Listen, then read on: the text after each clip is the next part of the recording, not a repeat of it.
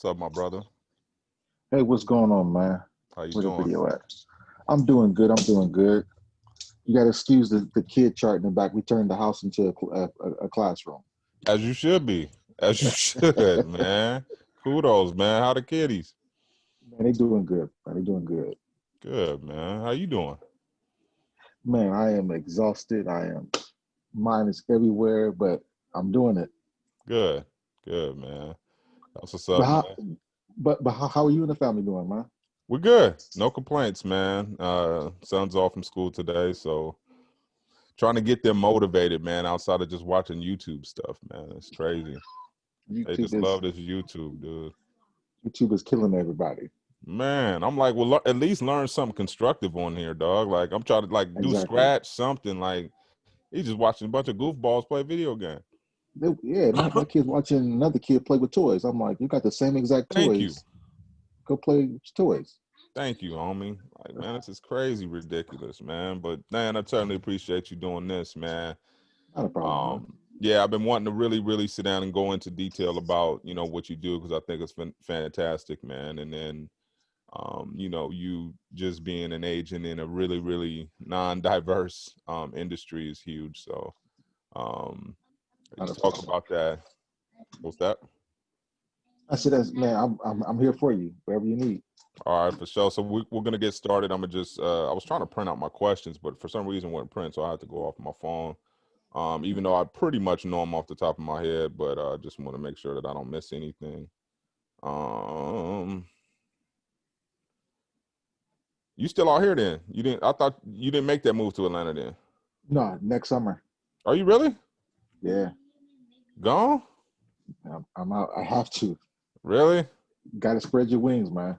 I understand though. You know what I'm saying? I totally get it, man. Atlanta's a really prosperous place, and especially for entertainment. I don't think you can lose going that way. Now, if you were talking about going to, Shreveport, something like that, then I may say, that may be a little bit more challenging. But with technology, there is no limit, it seems like, and you're doing a lot of good stuff. So let's get started with that.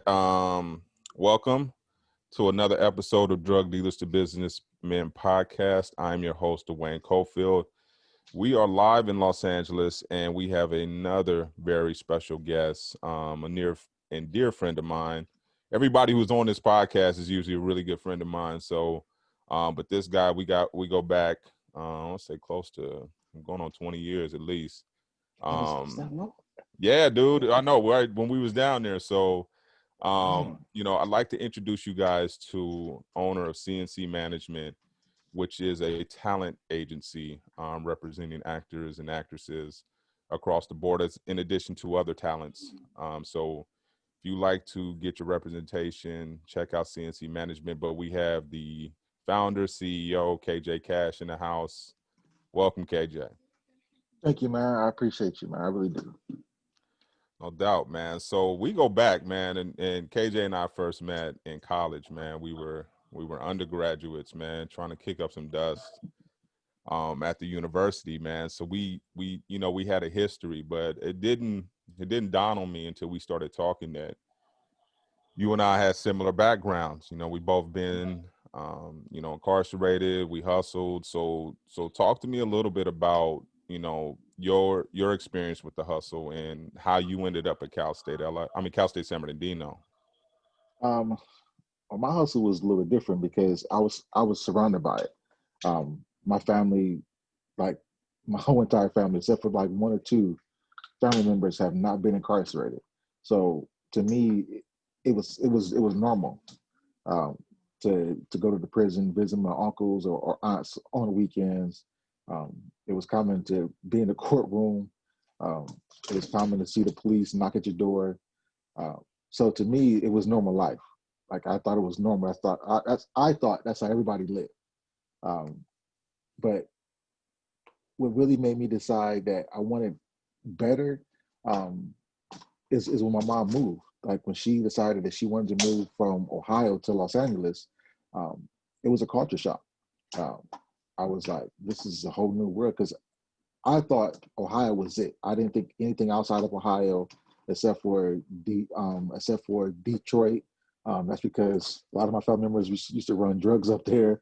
So, so if it wasn't for Detroit, I probably was, I probably would think that was it. But once my mom moved, um, it showed me a whole new world, and I figured that I can do better. But my mindset was, instead of doing better, I was like, how can I make my hustle bigger?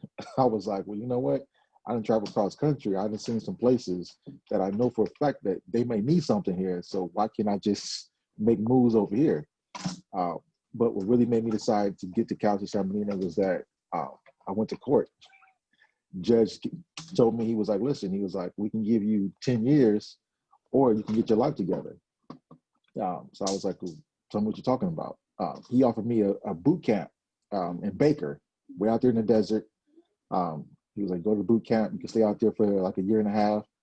If you can complete a year and a half, he's like, you can go away free.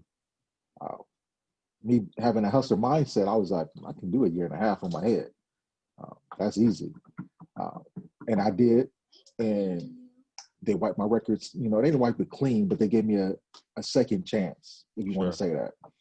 But I didn't know during that second chance that I would have this 5 year tail.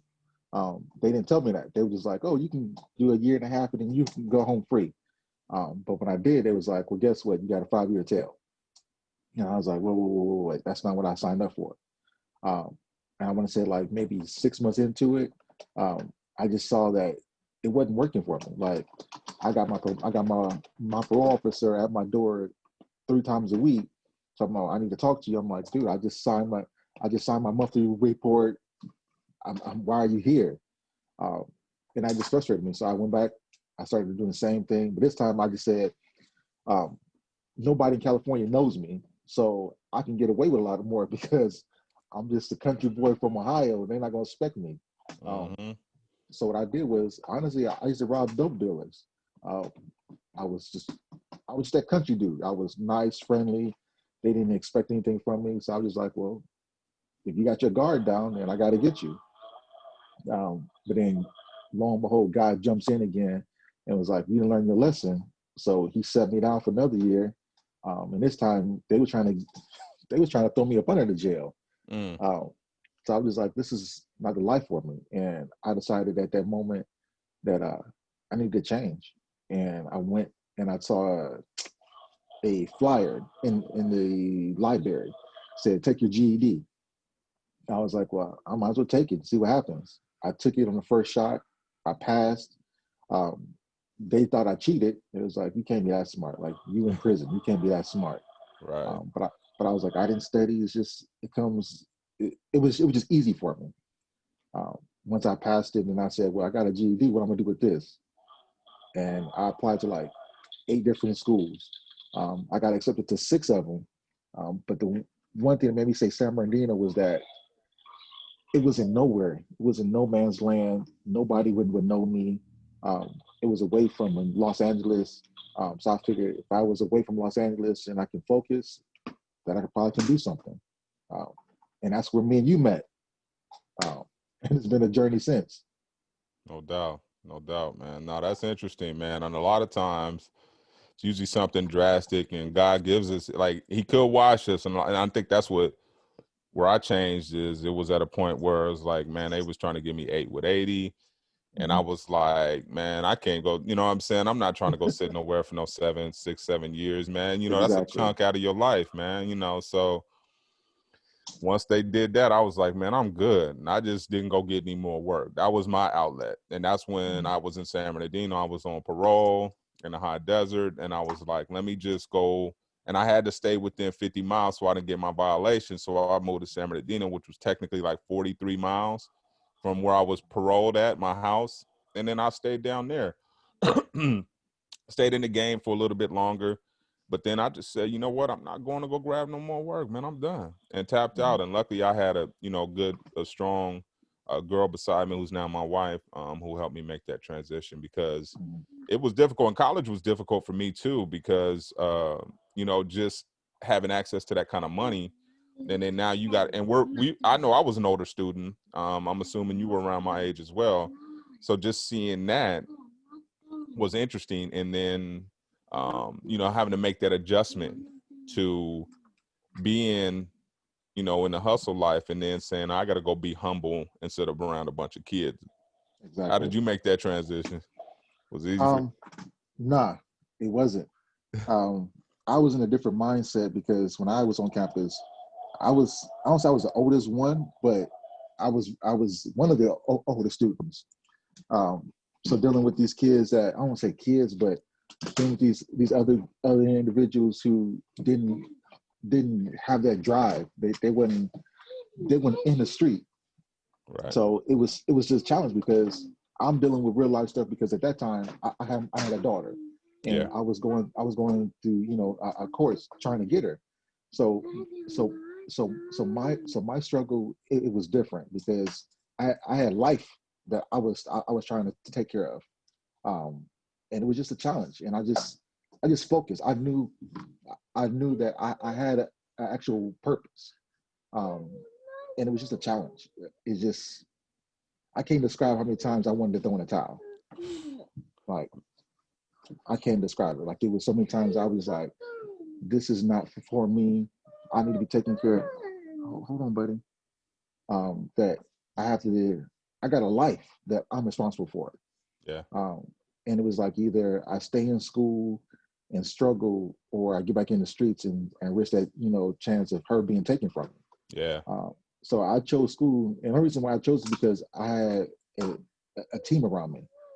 I had Aaron Burgess behind me, Shout out to the big Denise homie. Benton. Yeah, I had Mrs. Benton. I had John Fetch, and I had y'all. I had you, Tyree, Kyle. Y'all were just like, if you're gonna make it, we're gonna make it. Yeah. Um, so it was just a challenge.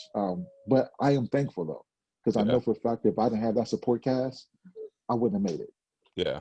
Yeah. No, it's important to have that support cast, and there was many times I felt like tapping out too, man. Financial aid checks getting swallowed up by child support, the whole nine, you know what I'm saying, going through it on parole, still on mail-ins, and trying to get to a finance exam. So it's a challenge, homie. And we made it through there, and we got some good leadership skills out of that university. And once we graduated, we kind of went our separate ways, but then ended up back in the same city, which was crazy, right? I think you end up going to Tampa, right? Yeah, I went to Florida. How was it?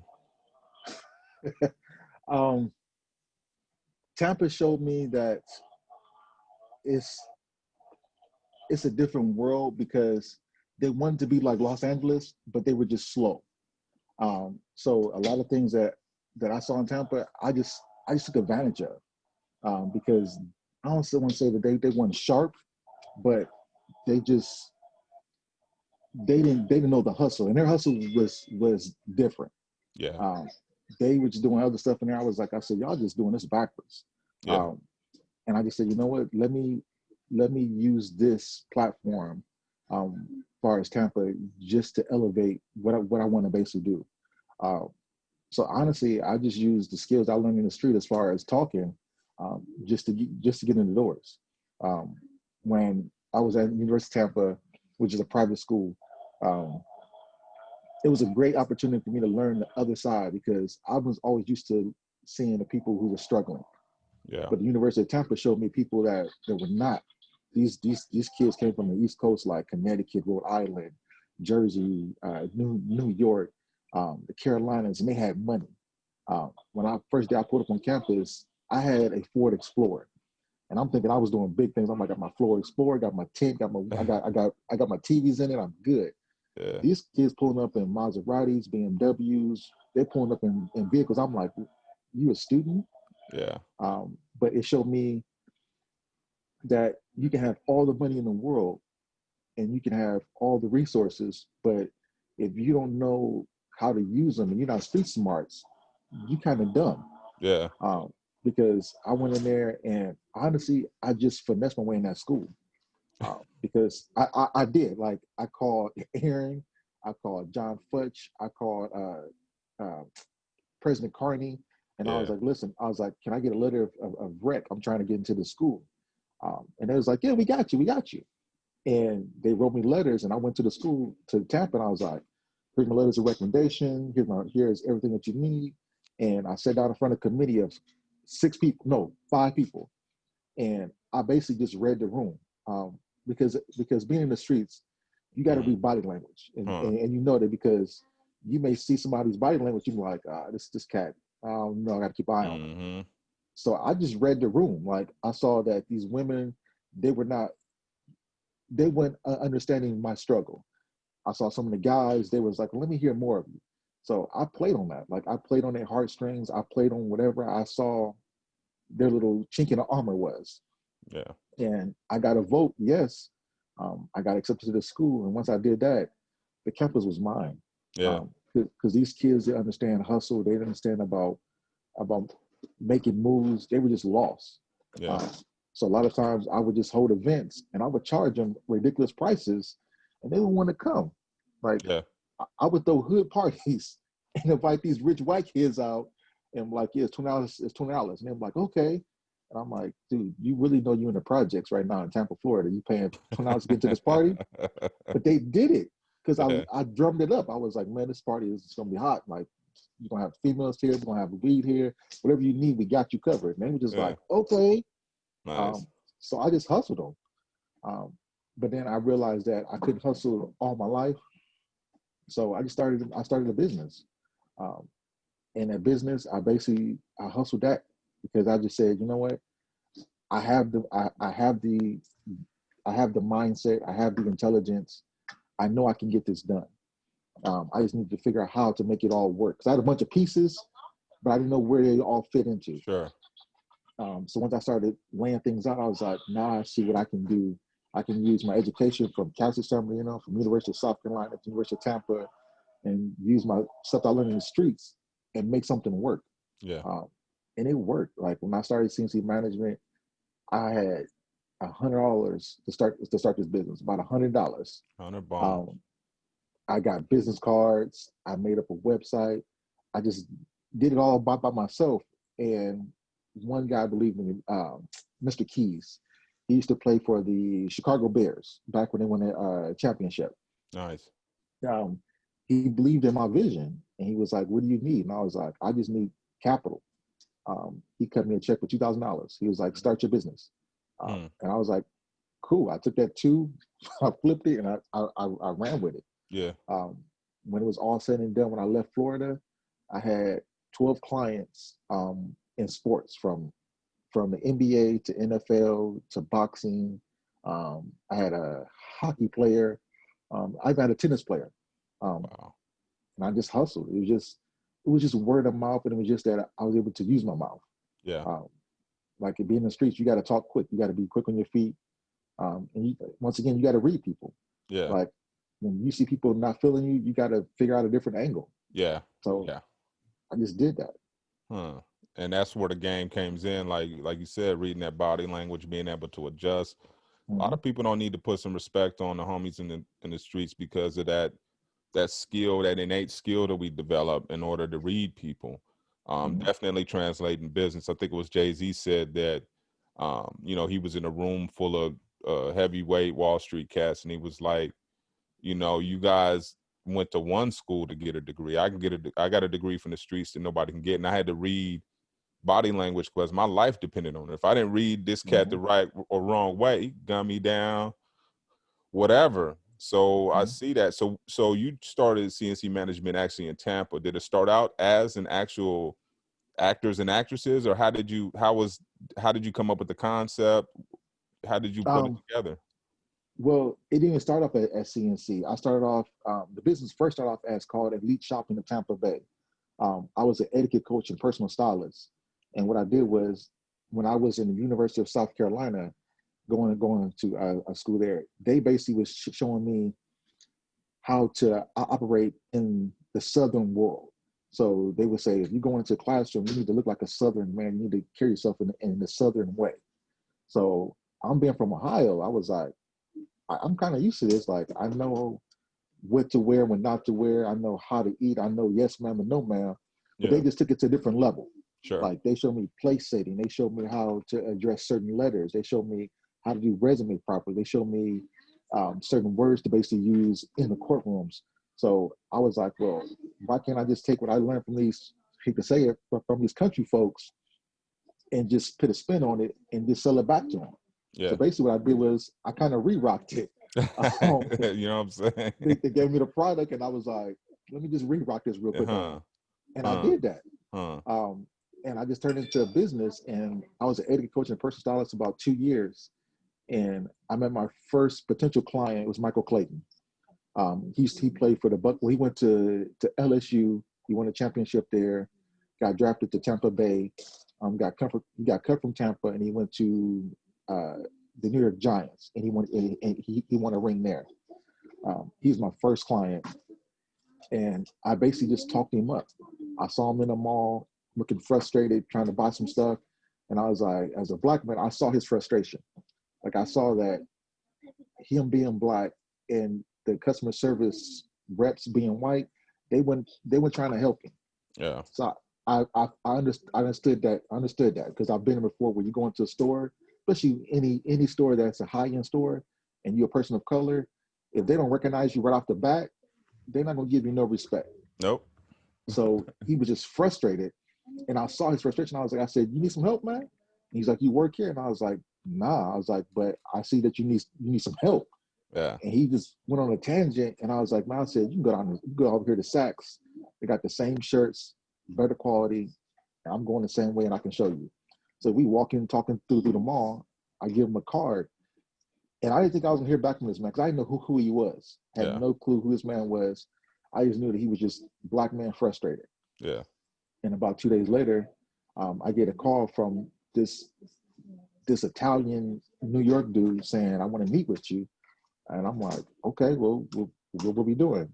We talk, and about 10 minutes into that conversation, when we sit down, Michael walks in, and I'm like, "This is a dude from the mall." And we talked for about 20 minutes, and I was like, "I need to ask this dude, like, what did you do?"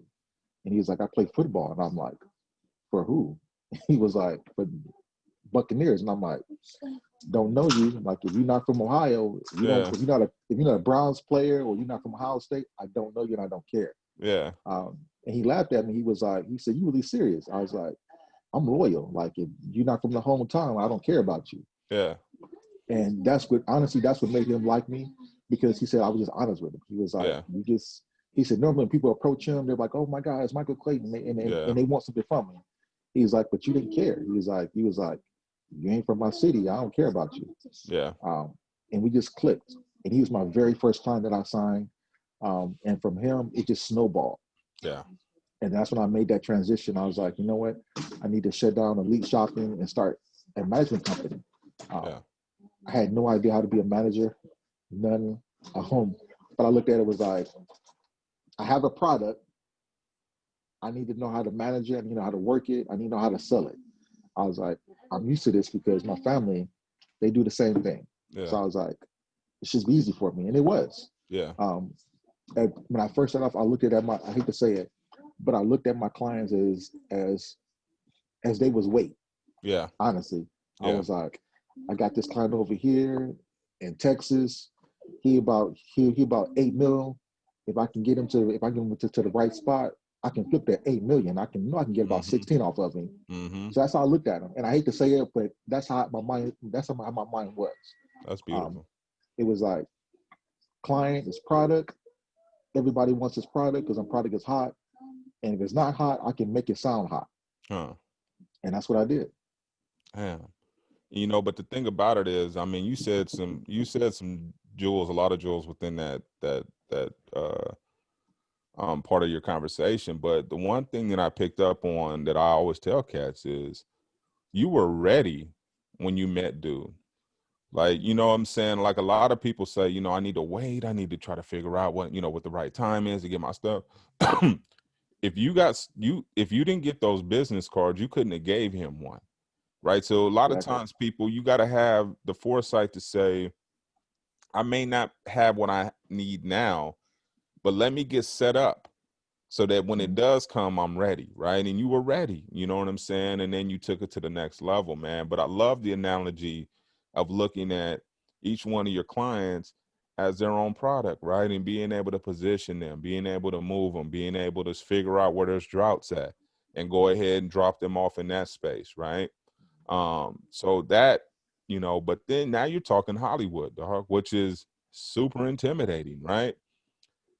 And, a lot of times people make the assumption that I got to have all this stuff before I start. I need to have an No. office. I need to have staff. I need to have da da da da da. And it puts all these barriers in place in order for them to really not make the move. You know what I'm saying? I tell cats, man, start right where you are with what you have, period. What do you say? Um, you got to start somewhere. And I always tell people that there's never a perfect time. There's never a right moment. Like you got to just seize it. Um, you can't you can't just wait around and say, okay, let me just wait a couple more months because it should be right there. No, you got to just when the opportunity is there, you got to jump on it. And it's just like being in the streets. When opportunity comes up, you got to take it. You don't wait around and like, man, like I'm gonna wait around until my boy get a couple of pounds in. When he get a couple of pounds in, I'm gonna go and flip it. No, like if a dude come through and he got like 4 ounces, you gonna take him because you gonna run with it. Yeah, So to be the same thing. I was like, if opportunity comes up, you gotta seize it. Like you can't yeah, wait around and be like, you can't be like, this is not a right time, this is not a good moment. You gotta just jump on it. yeah, Um, and that's what I did. Like when I got here, there were opportunities that I passed up, and I was like, why am I passing these opportunities up? I was like, it's never gonna be a right time. yeah, Um, and when opportunities came, I would jump on them. yeah, But at the same time, is that I would read people. One thing I would say that has helped me is that starting off where I came from, I have a I have a better judgment of people hmm, because I can look at somebody and say he this dude is full of shit. yeah, I can't rock with him, or I can say this dude is desperate. So I can kind of use him because he's desperate. He really wants something. So yeah, let me go ahead and make this work for me. hmm, Um, and that's people think that Hollywood is easy, and it is, but it's not because first of all, if you're a person of color, that's a strike against you. That's a strike hmm, against you. yeah, Um, but once you come in there and you have this, I hate to say it because it's this corny slang, but once you have this little swag about you, they look at you like, where's this dude from? Like, hmm. what is he about? Because he coming in with a lot of confidence, and I don't even know him. Um, I'm being honest, like he Right, coming with a lot of confidence, I don't even know him. Like right, when I went on the radio station when you were at KJLH yeah, and you introduced me to Tammy Mack. yeah, Like I just got off the plane, man. I don't know if you realize that. When I came down there to have lunch with you, I just got off the plane maybe about less than 24 hours ago. And I walked in there and Tammy was like, let's talk. And I basically finessed that. yeah, Like, I was like, well, I'm a manager. Here's my card. Let me talk to you. And I hate to say this because I love Tammy, but I saw that she was fishing. She was looking because she was trying to get something started. yeah, So I said, she wants something. She needs somebody. I was like, let me finesse this. yeah, And I talked to her for about 10 minutes. And next you know, she was like, I need you to come down there. I'm gonna put you on my panel. I want you to do this and this. And I was like, got yeah, you. yeah, And then I called her the next day and I said, hey, I really want some, talk to you more. And that's when she went on the radio and she started talking about CNC management. yeah, And I was like, finessed it. huh, And that's what I did. And I yeah, thank you for that because if I would have met you hmm, at the radio station, if we'd have met at the serving spoon somewhere, I yeah, wouldn't have connected with Tammy. yeah, But by the grace of God, he was like, just be him down there. And when he was like, this is Tammy, and I just talked it up. yeah, And yeah, she was like, cool. And ever since then, every time she had her mixers, she would always invite me out. yeah. And the name started growing and growing and growing. Um, all because I hustled it. That's That's it. all it really is. And that's what entertainment is really about is that you got to hustle. You got to think outside the box. Um, I know everybody wants to act, everybody wants to sing, everybody wants to dance. But one thing that I learned when I was in business class is that my professor told me, he was like, when you go to the grocery store, he was like, When you walk through the bread aisle, you see thousands and thousands of different, styles of bread. I was like, well, everybody's like, yeah. He was like, but everybody's buying it, right? He's like, it's the same product, different packaging. Hmm. I was like, true. He was like, so why don't you find your shelf and occupy yourself because somebody gonna want what you got. Mm-hmm. Even though there's a thousand other, breads around you, focus on you because somebody's gonna see what you have and they're gonna want it. Hmm. And that's what I did with CNC. Is like I look at it as like there's a thousand managers, there's agents around here, but what separates me from everybody else? And honestly, I play on the market that people of color because I know their struggle. So when somebody from Indonesia calls me saying, I can't get into Los Angeles because they won't want because nobody wants me. I'll tell them, well, guess what? CNC wants you because we understand your struggle. Like you may not be black, but you're a person of color. So I got you. Let me help you out. And they always say yes. Like I've never had a person of color that come to me and say, I need management. Tell me no. Hmm. I have never. Now I've had my counterparts come to me and I'm like, that's okay.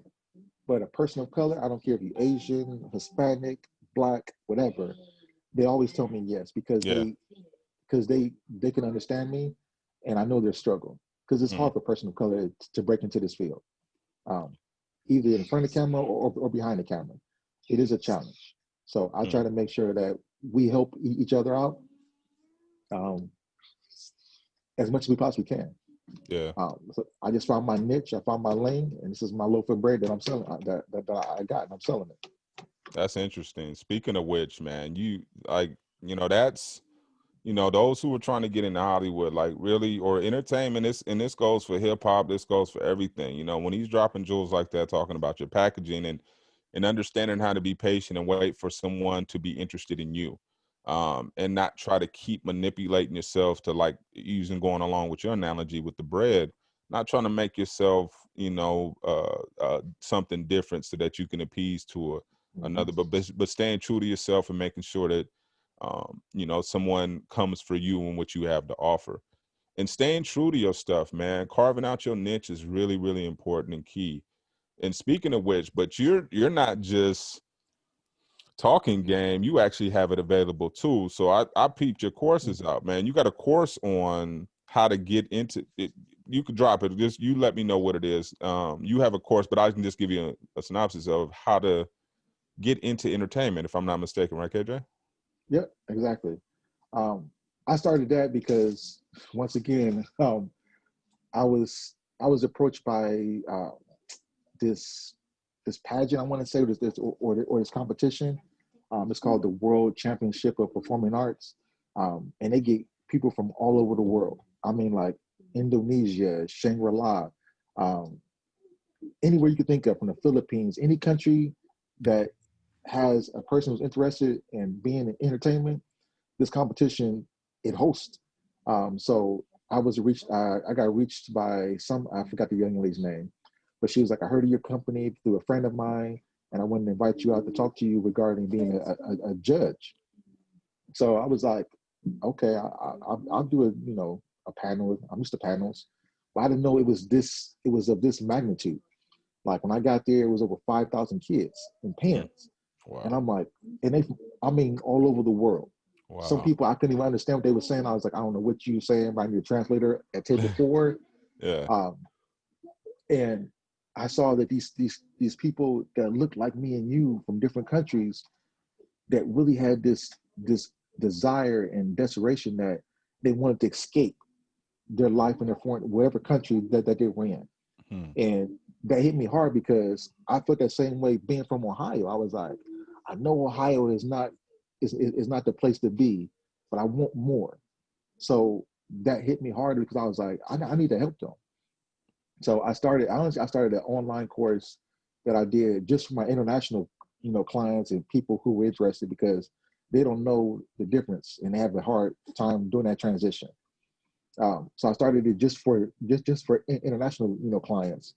But the next year I know international clients are talking about it, posting it, and I start getting people from the states saying, "Hey, I have a friend who's over here in Germany that said you have a workshop.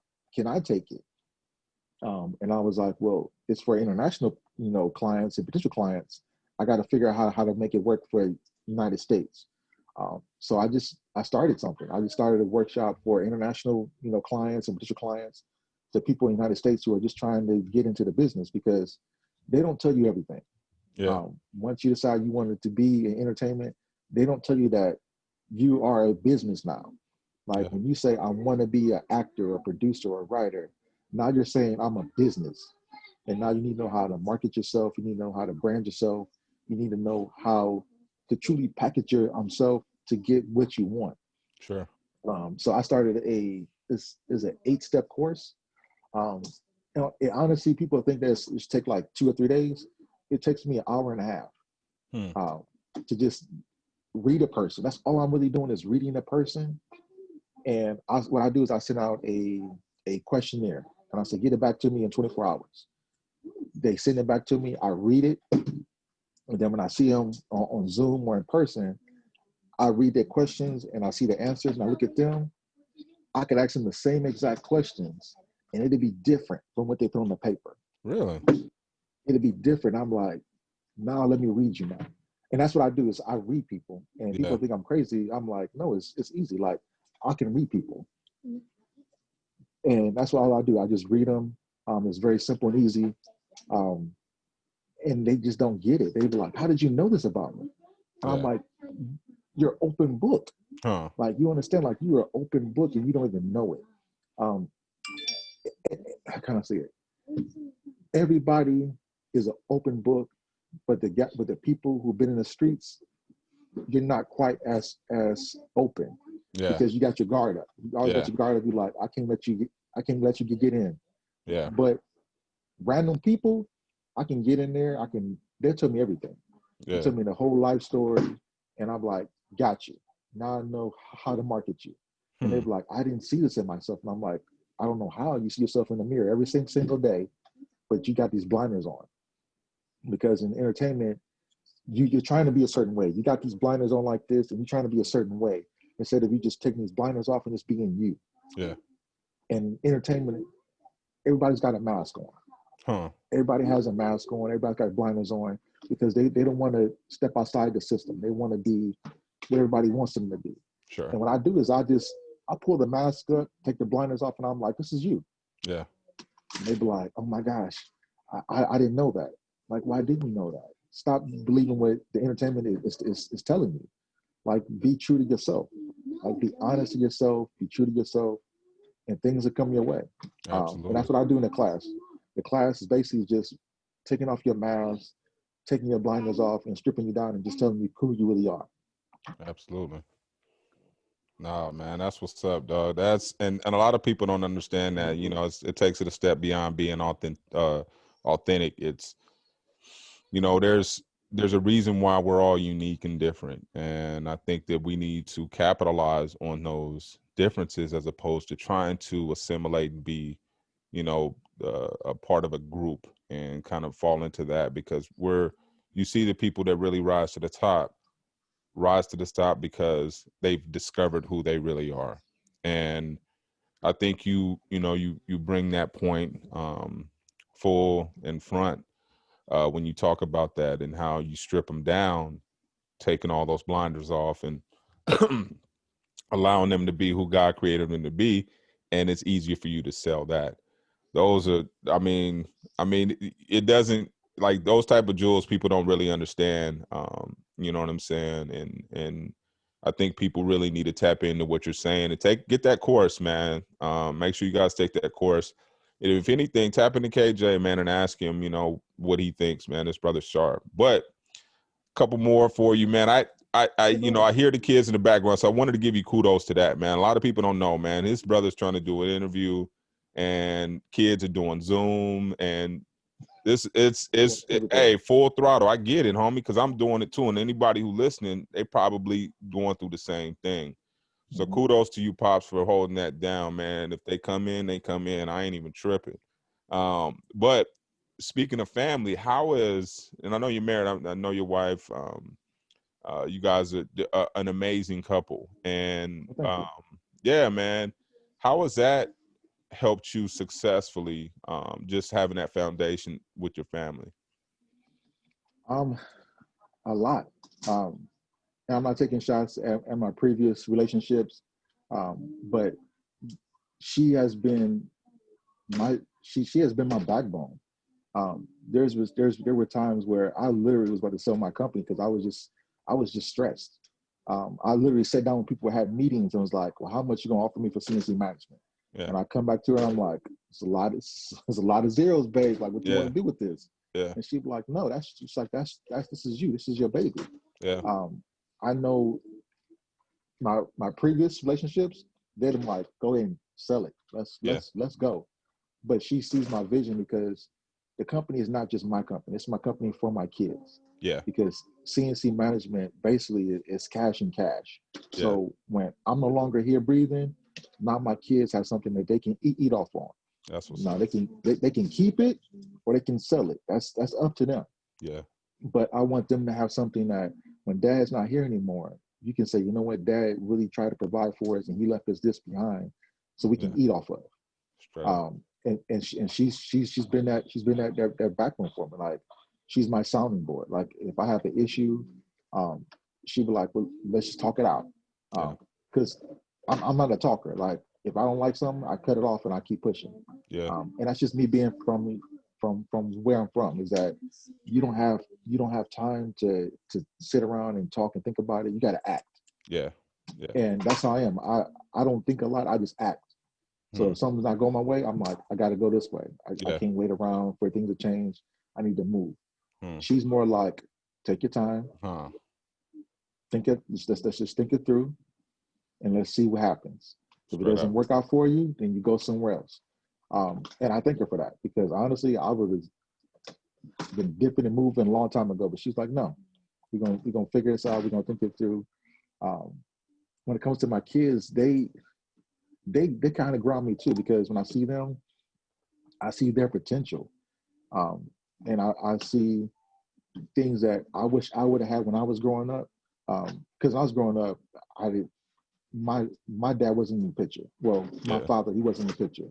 Um, I had a stepdad that was in the picture, and he was an amazing stepdad. Because, like I tell people nowadays, like he took me in when nobody else even cared or wanted or even wanted me around. Yeah. Um, and he's passed now, but I still when I'm around, I go visit his grave. I talk to him, Yeah. and he's my dad. He showed Yeah. me how to provide, how to be a real dad for your family, how to make the sacrifices. Um, now my father, I just found out who my father was, and I'm 44 years old. I found out Damn. about 3 months ago. Damn. Um, took a DNA test, found out who he is. Um, and I give him respect because I was like, you are my father. You my mom. You created me, so I thank you for Yeah. that. Yeah. Um, but I look at things that he did wrong, and I say I'm not going to do those things. Yeah. Um, like with my kids, like I want to give them everything that I didn't have. Yeah. So me and my family, we travel a lot. We take cross country trips. We take cruises together. I try to give my kids as much exposure to the world as I possibly can because like I said, when I was growing up, Ohio and Detroit, that's all I knew. Yeah. Now my daughter, she's 6. She can tell you every state that she's visited, every continent. And to me, it makes me feel good because when people hear that, they be like, how old is she? I'm like, she's 6. And she's visited how many states and countries? Huh. And they be like, that's amazing. But then they look at me and they're like, well, how do you know about this? And I'm like, what do you mean? I was like, well, I wouldn't expect someone to know this. And I'm like, because I'm black. And that's what it all boils down to is that they don't think people of color can understand that there's a world outside of their, block. Yeah. Because I get that question all the time when people see my kids. And you see my kids, they always say, are your kids, what's the mother? Is she Yeah. white? Makes sense. I'm like, no, Yeah. she black. Like, she's Yeah. from Ohio too. Yeah. And they're like, oh, because I wouldn't expect, you to be this, this travel. Yeah. And I'm like, why not? Like, black people in Africa, it's black people in Europe, black people in Germany. Oh I yeah. got a friend of mine who's in Norway right now. It's black. Oh yeah. Like we travel, we get around. Indeed. So my family has really grounded me. They've showed me that I can be so much more and better. Yeah. Because I know if I didn't have them, I'll probably be crazy. I'll probably be in the streets acting wild, um, doing just doing anything. Yeah. But my kids ground me, especially with my son. Yeah. Like I got a son, I look at him as like, I want you to be a better version of me. Huh. So I call him my superhero. Like Yeah. I tell him like he's my superhero.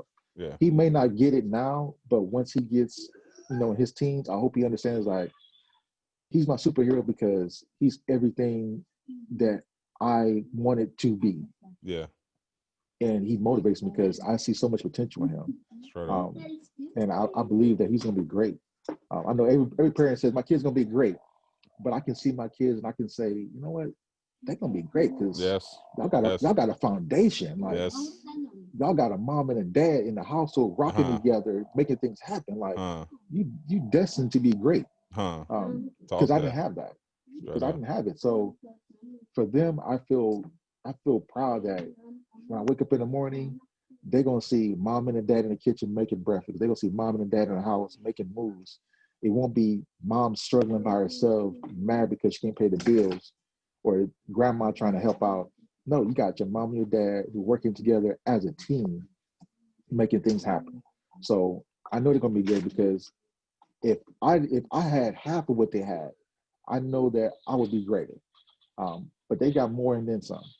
Like I look at my daughter now, like I tell people like she a genius. And they're Yeah. like, okay, you just saying that. I'm like, no, like my baby can skip the grades. She Straight up. skipped grades. So I know that she's smart. I know my son is smart because he's skipping grades.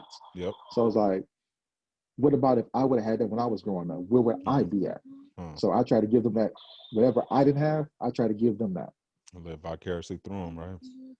Yeah, exactly. Straight up, man. So, Dan, that man, love it. I love to hear brothers speaking on the love and passion for their kids, dog. I'm the same way. I'm pumped. I'm I excited know when I you see are. him. Yeah, man. We got our kids around the same age too, so it's Yeah, they like, are. yeah, man. We get enjoy. I love seeing her down to Venice on that skateboard. Yeah, man. That's just the funniest thing. But yeah, man. So kudos to you, Dad. You doing a fantastic job, man. We Appreciate it. gotta say goodbye, man. I hate to do it, but I want to get some parting advice, and then also how they can find you, if they want to Mhm. connect with you, outside of this podcast. We'll put all the notes in the show notes and all that. But parting words, books, advice, anything like that you want to leave, man, and then also how to find you, KJ. Books, honestly, start looking at history books because I'm a history buff. Because I firmly believe is that if you don't know where you come from, you don't know where the hell you're gonna go.